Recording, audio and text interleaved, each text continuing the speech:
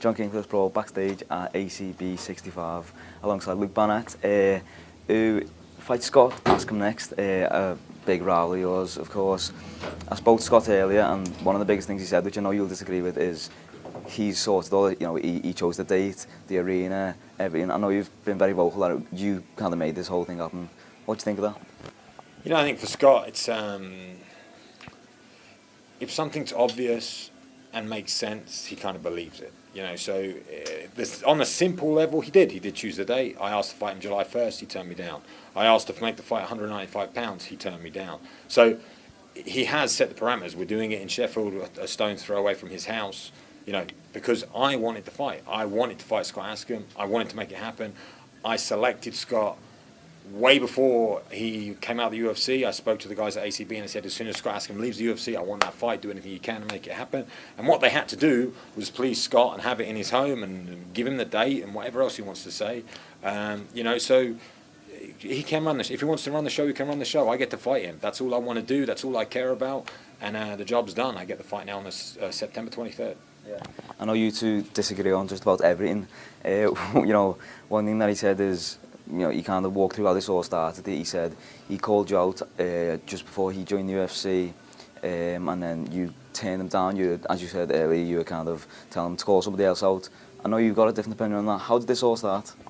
Well, that's kind of the opinion. Again, on the base level, I called Scott out originally when I started, when I was 2-0. But back in, I can't remember where he was fighting. I don't know exactly. But I was 2-0. I just fought on my challenge. I was looking for a new opponent. He was another up-and-coming middleweight. He was 6-0, 5-0, something like that. So I wanted the fight to happen. So I asked for that fight. He turned me down. Said I didn't have enough fights or whatever excuse he made. The only time he ever tried to call me out or wanted to fight with me was to up his own status by using me as I was in the UFC to try and get himself into the UFC.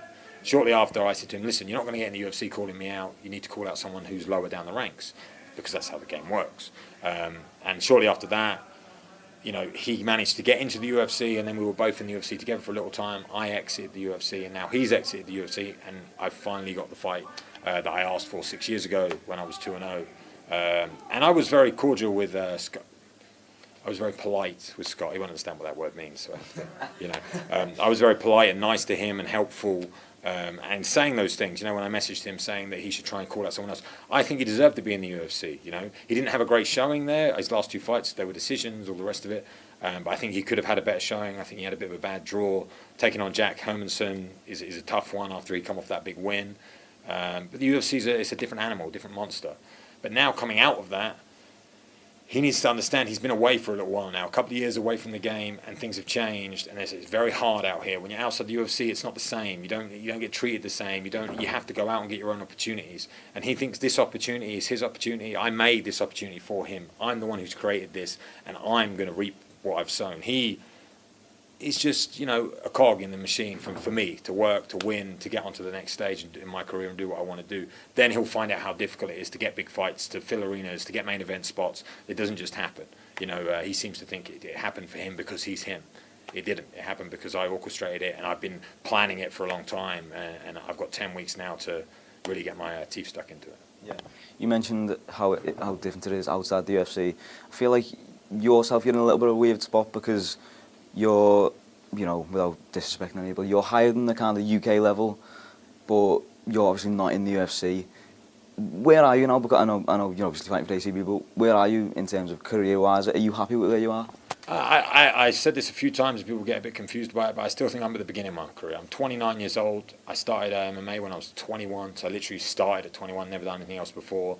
I'm ranked, I think, in the top 50 at light heavyweight, and I'm in the top 50 at middleweight.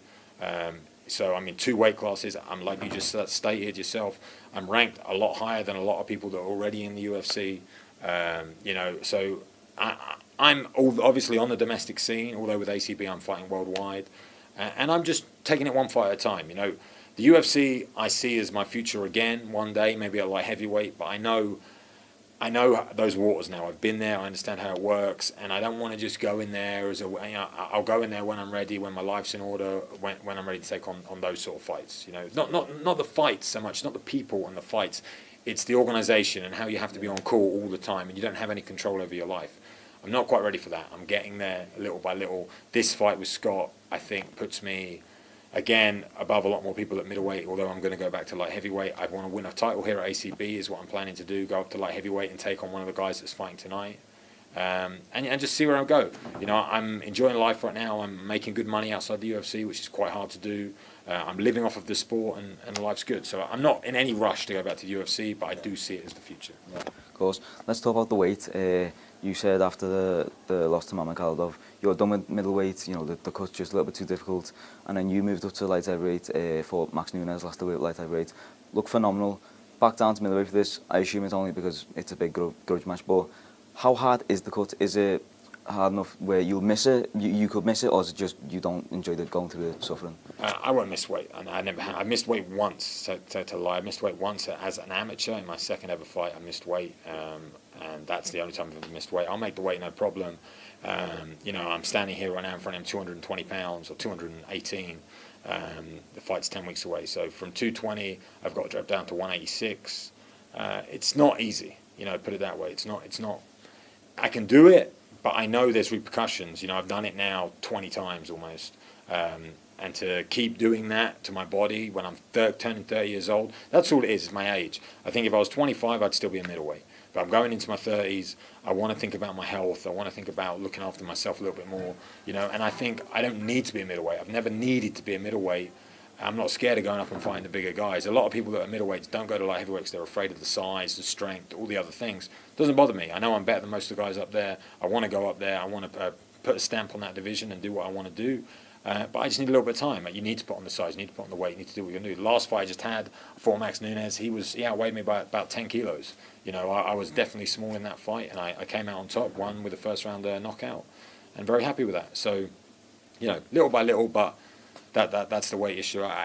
It's my health. It's not I can't do it. It's not. It's my health. I see a long future. I want to be healthy when I'm in my 50s, 60s. I don't want to be, you know, having problems with my kidneys and all the rest of it. Yeah. You know, you can tell just by speaking to you, very smart guy, and you know, you kind of plan for the future. As I said, you said, as I mentioned, Luke, you've been training for 8 years and you've been in the UFC in that time. Looking back, you know, you're obviously very immature and things like that. How far in the future do you think the UFC is? As far as I want it to be, you know, I honestly, I could have gone back before Mehmet. I was in talks with the UFC, and I could have gone back if I'd have held out. And I was on a 4-fight win streak. I could have gone back. You know, I had that fight. I thought I'd win that fight, and then I'm in better position to go back when I'm ready. Didn't pan out that way. Now I'm changing weight classes. Realistically, when I beat Scott, I can go back. Pretty much, I think. But I've got a 2-fight deal left with ACB. I'd like to finish that off. You know, there's a couple other people coming out now that might be good fights for me. Paul Craig has just had a bit of a bad showing in Scotland. He's a light heavyweight that I think I could match up well against. I like Paul Craig. I've got nothing bad to say about the guy, but he's come out of the UFC. If he's looking for a home, ACB is definitely a good place for him as well. If he wants to continue fighting, I don't know his situation. Like I said, great guy. He was with Bama before. But he'd be a great fight. We're both tall, long guys. Stylistically, would be quite nice. And I want to ease myself into that big boy light heavyweight division. You know, there's some real killers up there, and I don't want to be in the situation where I go into the UFC and my body is not ready for that. So I think a year. You know, to give you the short answer. Next year, when I'm 30, 31, I'll be ready, and I'll be ready to really make waves in the division rather than just be a part of it. Yeah. I look forward to that, Luke. Thank you very much for your time.